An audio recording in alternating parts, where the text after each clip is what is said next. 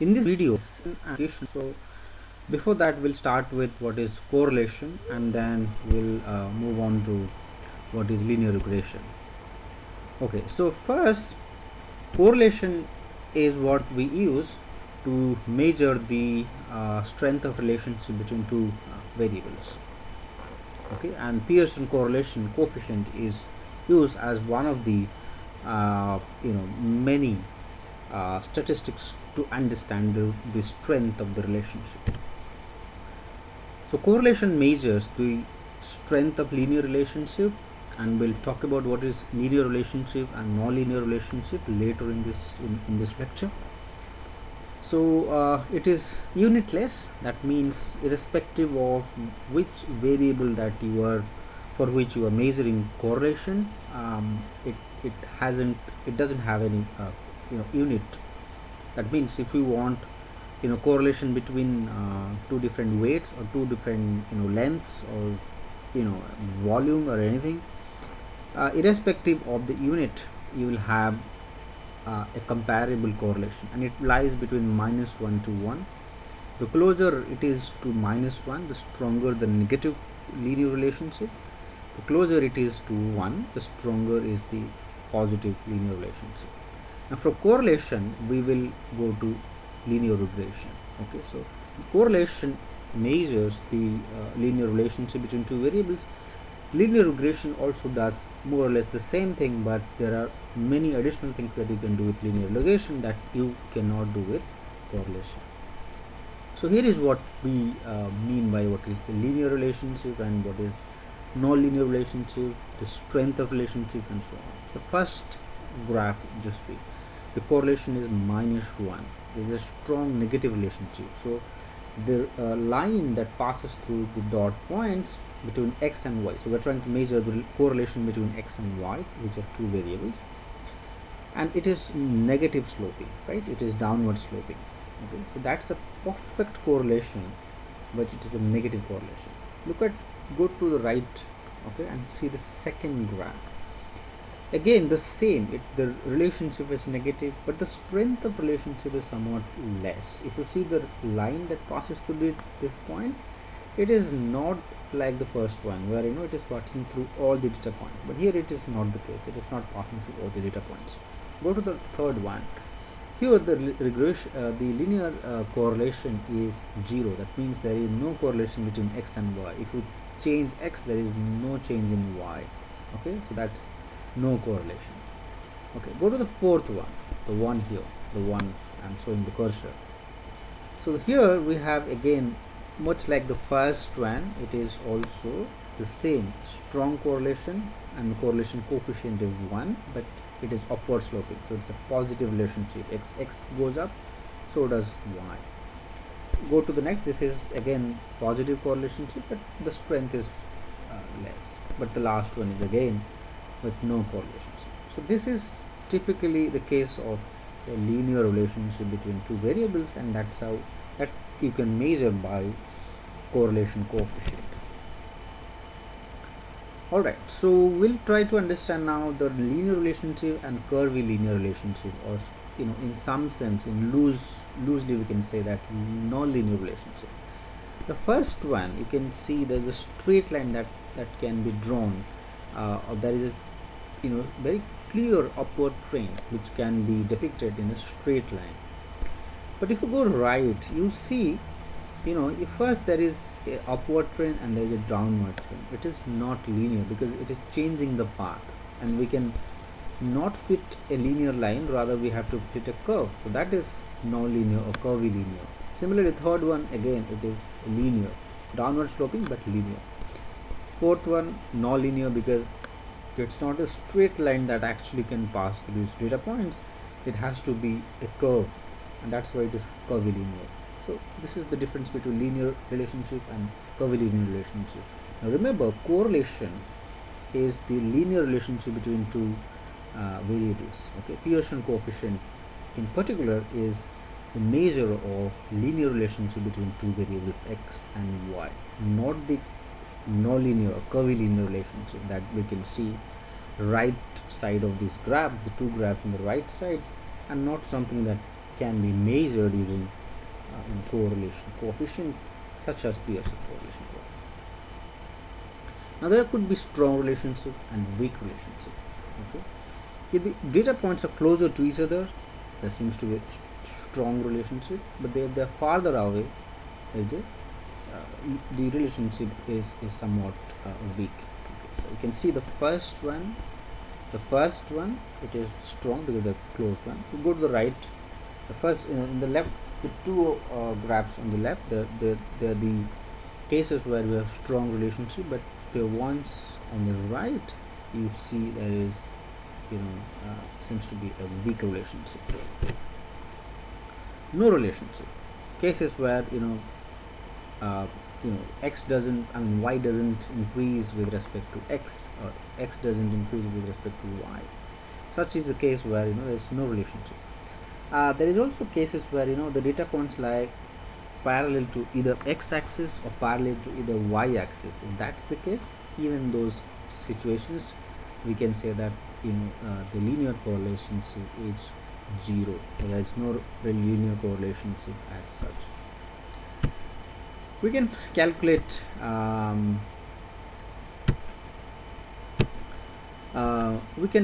correlations, of course, by using a formula. Of course, most of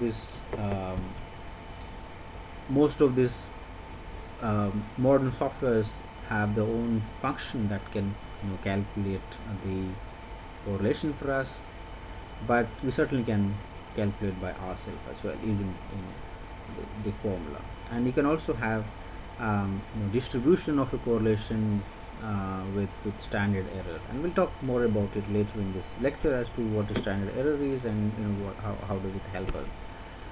Okay, so here is a bit of linear regression. Linear regression takes the more of some concepts, or rather some basic motivation from correlation. It also tries to find out relationship between two or more variables. Okay, while correlation is most of the times between two variables. At least the popular ones. Linear regression, on the other hand, can include more than two variables. Okay. Secondly, in linear regression, you have a dependent variable and you could have a set of independent variables, and we'll talk about what dependent and independent variables are. There's no such concept in correlation. In correlation, we cannot measure as to if x goes up by 5%, what is going to be the corresponding increase in y. That cannot be measured in correlation, but we can measure this in regression, in linear regression. So, given a value of x, you can predict the value of y, which is another variable related to x, using linear regression, but you can't do that using correlation. That's another weakness of correlation, and that's why linear regression actually helps do a lot of things that correlation cannot do. So there is an example. So a regression line, basically, just to understand more of a layman language, a regression line is basically a straight line. And if you know your basic your school mathematics, a basic linear line can be represented as y equal to mx plus b, where b is your intercept and m is your slope coefficient. The slope of the line. Slope of the line is nothing but take the angle that it has with x-axis, take the tan of that angle, tangent of that angle, and that's nothing but your slope. And the intercept is just that where it cuts the y-axis, just measure the distance from the origin. That's your intercept. Okay, and you can represent that with y equal to mx plus b, and then given the value of x, and of course you need to know what m and b are, and we'll use that as an estimation process from the data, and given the value of x, you'll be able to predict the value of y. Okay, so it helps in predicting particular variable given another variable. Okay, in technical terms, what is a slope? A slope is just means that if there is a 1 unit change in x, what is the corresponding change in y? Okay, so which is like delta y divided by delta x. Okay, and that's what slope is. Okay. Okay, so what is it used for? I have already said that to you. Linear regression is basically used for prediction and also used to know relationship between y and x. Of course, in correlation also you can know the relationship, but then you cannot know if x increases by 1 unit, what is going to be the increase in y. You also get to know whether there is a negative relationship, positive relationship, just by looking at the coefficients, the value of m, which is the slope coefficient. If it's negative, then there's a negative relationship. It is positive, there is a positive relationship. Okay. Okay, so we'll take an example to understand later on. A regression equation can be just represented like this, which is we do not need to get be scared with looking at these equations. I'll just explain in layman word. This is expectation operator E, which is nothing but what is the value of y that we are expecting given the value of x. Like for a given x, what is the value that we are expecting for y? And x could be any variable. For example, if you take x as somebody's experience level, number of years of experience, and y as salary, that means given that you know someone's years of experience, what is his salary that you are expecting. Okay. Or maybe x could be somebody's height. If you know someone's height, will you be able to predict his weight? So y will be weight here and x will be his height. Okay. So expectation operator is just that we are expecting, we are trying to predict for the future, which is given by alpha plus beta xi, which are alpha and beta are the parameter or the coefficients, estimates, we call with different names, and xi is the variable, and xi we call that as independent variable, yi we call that as dependent variable, because yi is dependent on x.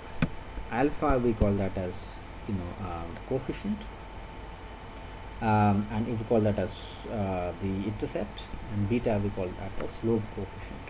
Okay. So another thing that we can also get to know from this equation is that if you take the first derivative of y, which is delta y divided by delta x, which is partial derivative, you will get beta, right? If you take the first derivative, these terms will be 0, and xi of course will cancel out, only have beta. So beta is nothing but change in y with respect to change in x, which is the slope. That means if you know beta, you will get to know that if x changes by some unit, what is going to be change in y. Okay, so in more technical terms, when you predict something, we call that as predicted value of y, and we denote that with a hat here. That means it's the predicted value. Okay. We'll have the intercept, we'll have slope, and then the variable plus a random error. Most of the times you won't get the exact estimate. There will be some error every time, right?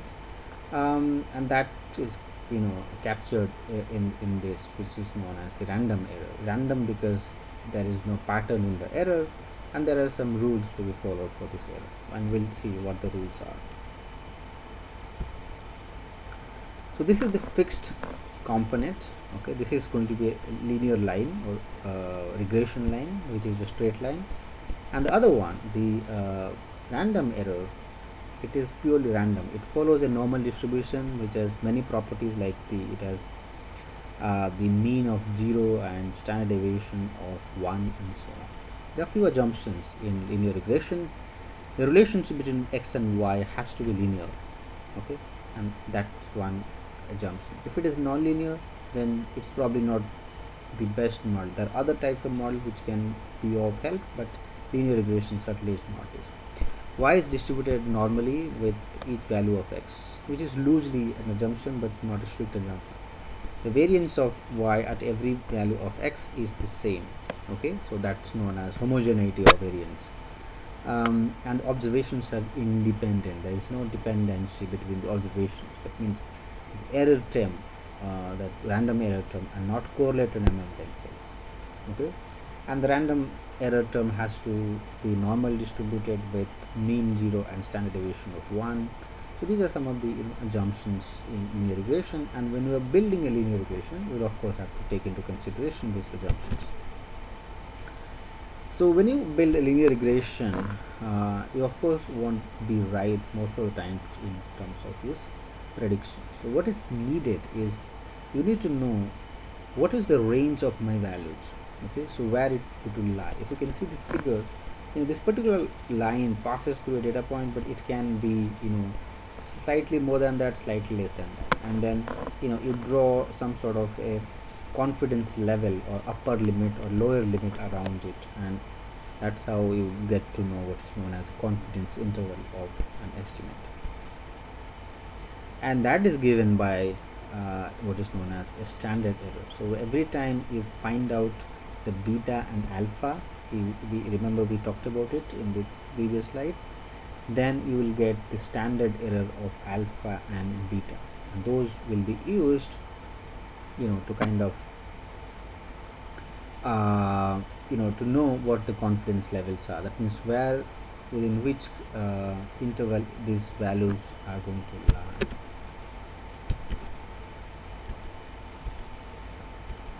Okay, so here is one example. Okay, so here is in a hypothetical data, and there are 100 middle-aged European men, and we are trying to measure some of their attributes. Okay, and let's see how the regression line looks like.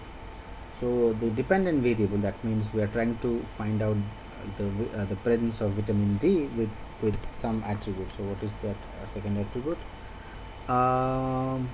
Okay. Okay, so we have two variables.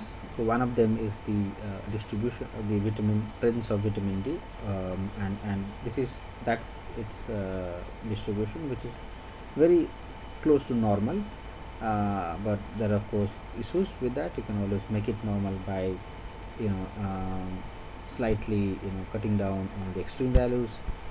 So the first one is the dependent variable, the second one is the independent variable. That means this is the right hand side. So given the value of DSST, we will try to find the presence of, or the volume of vitamin D in a particular human body. Okay, now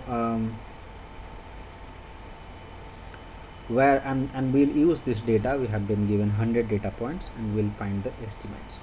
Linear regression estimates you can always calculate using your hand, but you can use any of these modern softwares, whether it's Stata, whether it's R, SAS, MATLAB, to find out even Excel, you can find out the coefficients.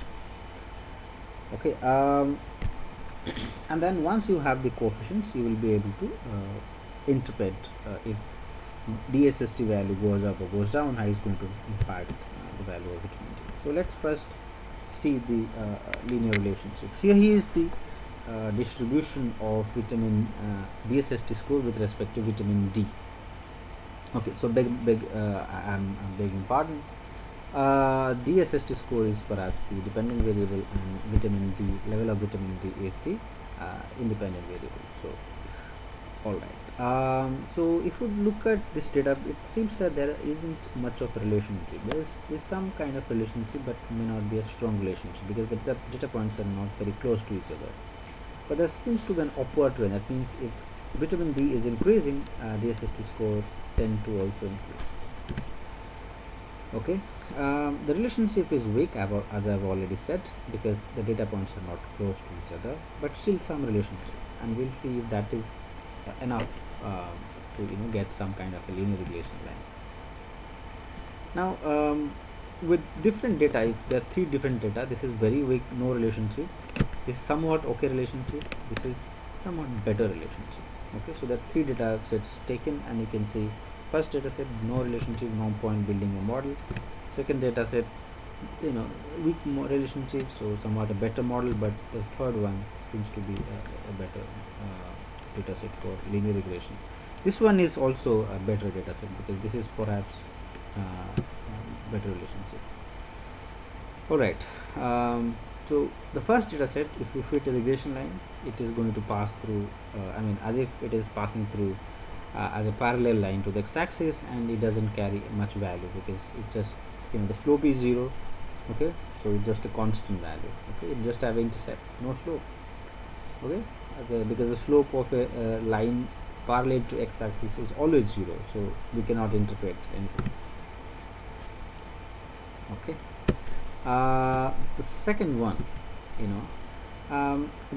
this is somewhat better, but we do not quite know if the slope, there is some slope, this is very weak, but we do not know quite sure that whether this is a strong relationship. The third one is somewhat better, and you can see the regression line looks like this: y equal to 22 plus 1 point multiplied to vi vitamin D. That means if the level of vitamin D goes up by 10 units, then the y value, which is the DSST score, will go by 10 multiplied to 1, which is 10, again 10 units. Okay, and given the value of vitamin D, you can always find the value of y, expected value of DSST score, right? For example, if vitamin D level is 10, so y will be 22 plus 10, which is 32, right? So easy to predict.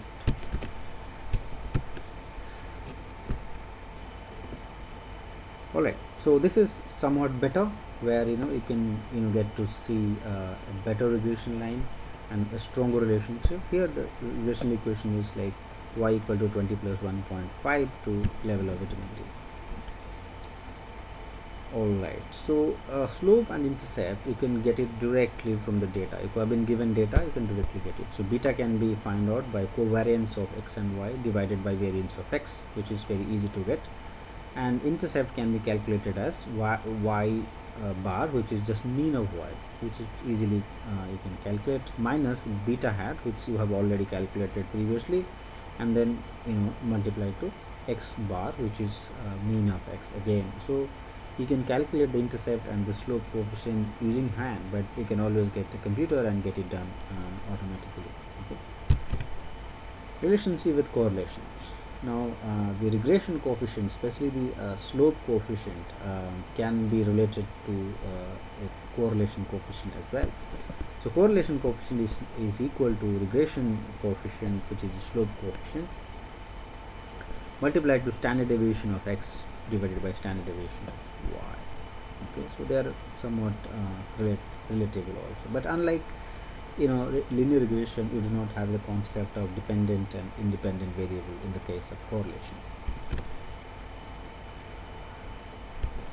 Alright, you can see that also for the last data set, which is data set 4, where it is much stronger compared to the other three data sets.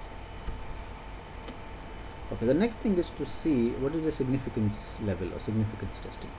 Most of the times in statistical analysis, we are not just concerned about the relationship between two variables, we also are concerned about whether the relationship is significant. So what do you mean by significant? Is just a statistical way of saying that it's not a loose relationship, it is rather a strong relationship. Okay. Because the relationship could be loose or strong. So in technical sense, we call that as significant or non-significant or insignificant. Okay. So a statistical test in linear relationship is done through using null hypothesis and alternative hypothesis. So your null hypothesis is whether there is no relationship. That means your beta parameter is 0. Okay, that no relationship between the two variables. And the alternative is there is some relationship, so beta 1 is non-zero. Okay, and then you find out what is known as a t-statistics, then go to your t-statistic table, see the value and see if that is significant or not, and then you either accept the null hypothesis or reject it, okay, depending on the value of t.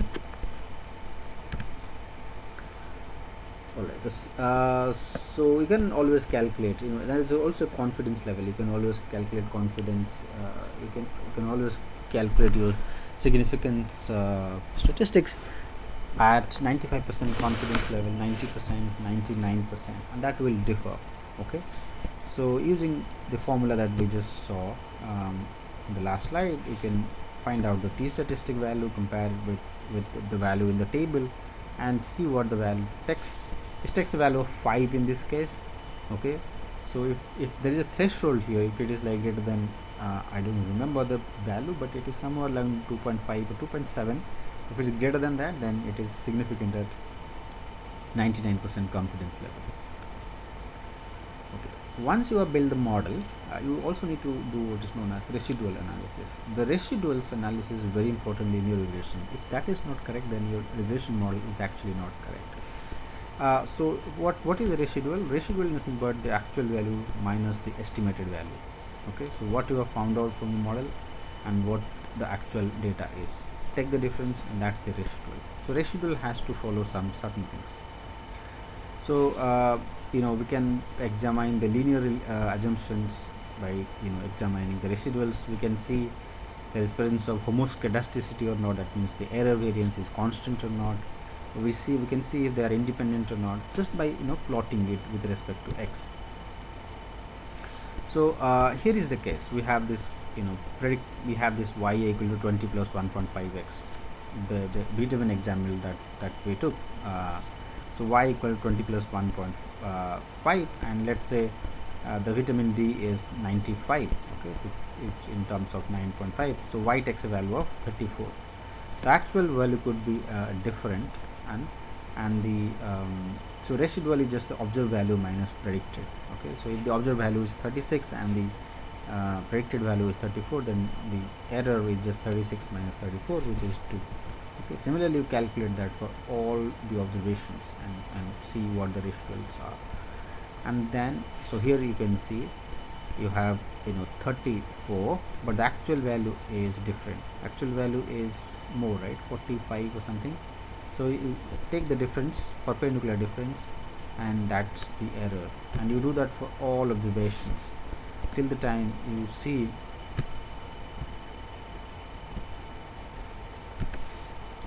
alright. So once you have the residuals, you plot them. Okay, and residuals can be really good looking and sometimes having some not at all having any pattern. So we want no pattern in the residual. So the last graph is the best one, where there is no correlationship, there is no relationship between the residuals. But the other one, you can see there seems to be some pattern. Here there is increasing trend, here there is completely increasing trend, here there is a smooth curvilinear relationship. Here we do not accept such residuals. There is something wrong with that. Then we need to adjust the model. We need to see that linear regression may not fit this particular data. But the last one is the right one, because the residuals are uniformly distributed across the x-axis, which is an important thing. And the second one is that there is no correlation between these data points. Okay, they are not related at all. So that's one good criteria of judging a good model. So when we do a residual analysis, only then we can be sure that linear regression has actually worked well for this particular data set. We also can check whether there is the presence of homoscedasticity or not. So homoscedasticity is one of the assumptions in regression, which says that there has to be a constant variance. In the first graph you can see there is no constant variance, less variance, and then it increases over time. The second case is a typical case, okay, but you can see that there is a pattern in this case. Okay, the correlation is non-zero, and that's not a correct one. Third, you can see there is no correlation. See, there is no correlation. It is perfectly distributed across the x-axis, but the error variance is increasing over time, and that's also not an ideal thing. The ideal thing is the last one, where the error variance is constant, at the same time it is uniformly distributed across the x-axis, and that's an ideal thing. We can also see the independence, and which is very clear. I've just said in the first a few slides ago, where we said that there is no relationship between the error term, and that's one of the requirement is. And here it is like non-independent, here it is it is non-independent, but here there seems to be a pattern, right? And here also is seems to be a pattern. So the first two cases are not cases of non-independent, but second one is, right? So the medical data set that we took, Now we have plotted the residuals, and you can see there is a clearly there is no pattern correlation. You can actually create a parallel line, so that is like slope equal to 0 or correlation is 0, no correlation, and they are also independent, right? There is no relationship and no pattern, and they are distributed equally in both in the positive side and negative side. That's also another requirement of linear regression. So if you actually take the average, it has to be very close to 0. So multiple linear regression. So if we use one independent variable, it's called simple linear regression. If we use more than one independent variables, then it is multiple linear regression. So if in this example, if you just add another variable, for example, if you add age, and we already have the quantity of vitamin D, but now we have age as another independent variable, then now it has become multiple linear regression. So previously we used to fit a linear line. Now we will have a linear plane, because now it's a three-dimensional thing, right? One dependent variable and two independent, so it's a three-dimension. So instead of a line, we will have a plane. If you go beyond 4 dimension, of course you cannot even represent that on a 2D plane, but up to 3 dimension you can of course visualize that. So you simply have to instead of a line, it has to be a plane, and this is how it looks, right? This is how it looks. So instead of having just one slope parameter, so you will have two slope parameters for in the case of a regression plane.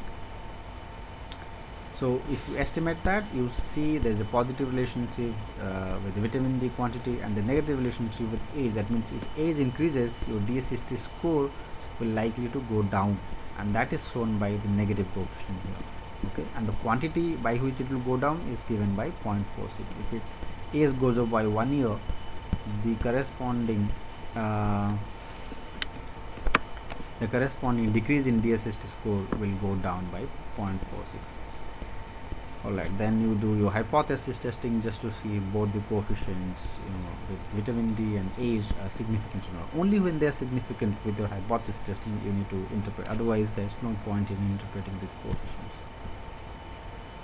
So, in nutshell, we just revise what's multiple linear regression. This has more than one predictor or more than one independent variable.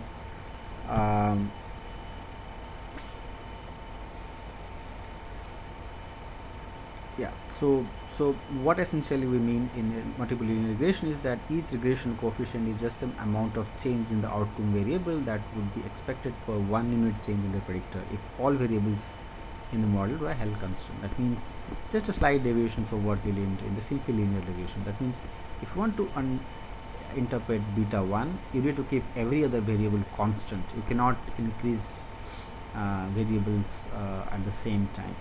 So that's one way of just interpreting. Okay, and if you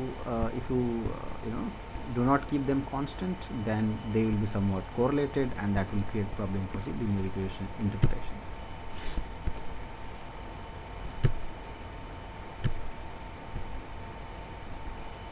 So a few more things about linear regression that is important.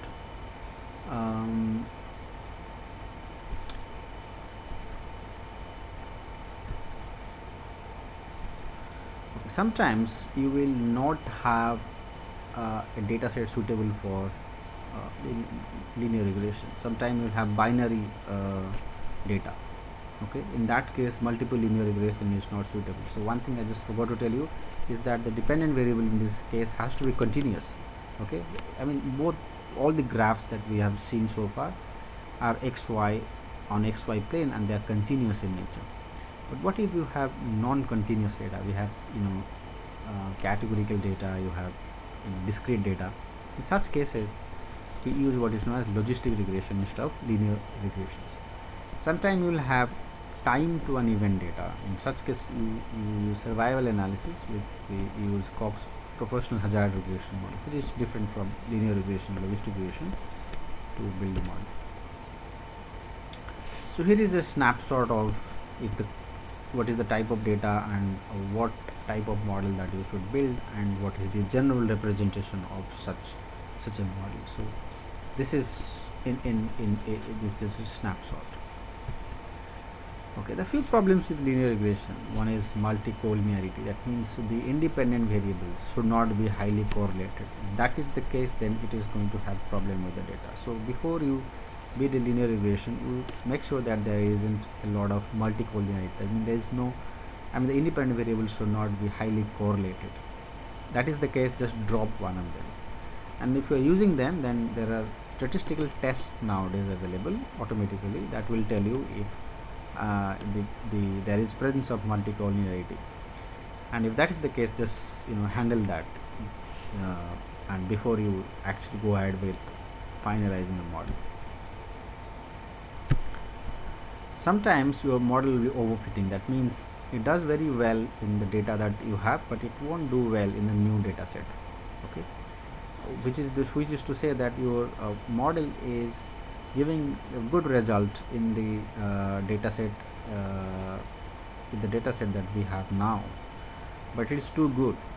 It may not do the same in future, and that's what we are intending to build, right? We are building a model to predict future, not the past, because past data is already there. So that is the typical case of overfitting. And how do you know that? Well, you just build a model in a data and then take a sample of other data, similar data, and see if it is working, and then try to rebuild the model if it is not working fine. Okay, so that's how you can handle overfitting.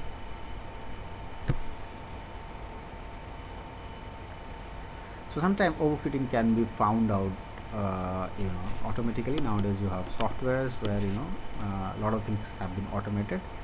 If you use SAS or R or MATLAB, then there are many ways in which you can find out. There's something called cross validation, and I highly encourage you to read about it, which is used to ensure that the model is not overfitted.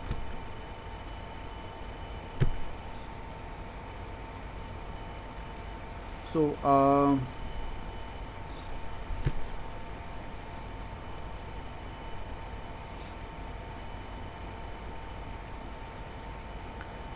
one of the way in which overfitting can also bring more problems is when you build a model on your population data set without taking into consideration the fact that you need to test your model in a separate data set. And that's why you need to divide your data into two groups. Typically we're calling that as training and test data. You build a model in training data and then test it in the separate data set called test data. So if you have 100 observations, build a model in the first 70 and test your model in the rest 30 and see if it is working in the 30. What's more important is if it is working in 30 than in the first 70, because anyway the model has already seen this data, the first 70 observations, so it's important to have that in mind. So that's more or less about linear regression.